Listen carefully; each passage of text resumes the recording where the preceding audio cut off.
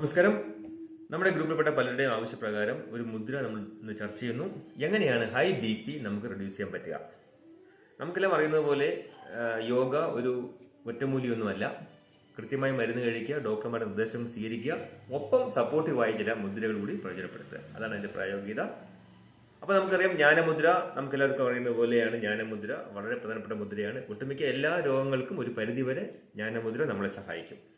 Now we are going നമ്മളിപ്പോൾ ചർച്ച ചെയ്യാൻ പോകുന്നത് അതിന് പ്രത്യേകിച്ച് ഹൈ BPക്ക് എങ്ങനെ ചെയ്യാം എന്നുള്ളതാണ്. നമുക്ക് ചെയ്യുന്നത് പോലെ തന്നെ പരസ്പരം കൈകൾ ഇങ്ങനെ ഉപയോഗിക്കാം. ഇതെല്ലാവർക്കും അറിയാമല്ലോ. അതിനുശേഷം നമ്മൾ എന്താ ചെയ്യേണ്ടതെന്ന് വെച്ചാൽ വലത് കൈയുടെ ചൂണ്ടുവിരൽ ഉയർത്തുക. ഓക്കെ. ദെൻ വലത് തള്ളവിരൽ കൊണ്ട് ഇടത് ചൂണ്ടുവിരലിന്റെ അടിയിൽ പ്രസ് ചെയ്യുക.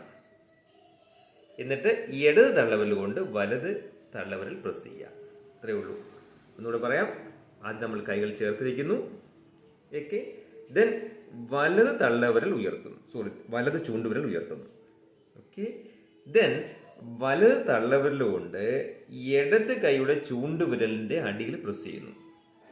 ദെൻ ഇടത് തള്ളവിരൽ വലത് തള്ളവിരലിന്റെ മുകളിൽ വയ്ക്കുന്നു. അപ്പോൾ ഒരു ക്രോസിംഗ് ആവും. അപ്പോൾ നമ്മൾ ഒരു 10-15 മിനിറ്റ് ഈ ഒരു മുദ്ര ചെയ്താൽ തന്നെ ഒരു പരിധി വരെ നമുക്ക് ആശ്വാസം കിട്ടും. പ്രത്യേകം ശ്രദ്ധിക്കുക, കൃത്യമായി മരുന്ന് കഴിക്കണം. ഡോക്ടർമാരുടെ അനുവാദത്തോടുകൂടി മാത്രമേ മരുന്നിന്റെ അളവ് കുറയ്ക്കുള്ളൂ. എങ്കിൽ പോലും ഇതൊരു നമുക്ക് വളരെ സപ്പോർട്ടീവായ മുദ്രയാണ്.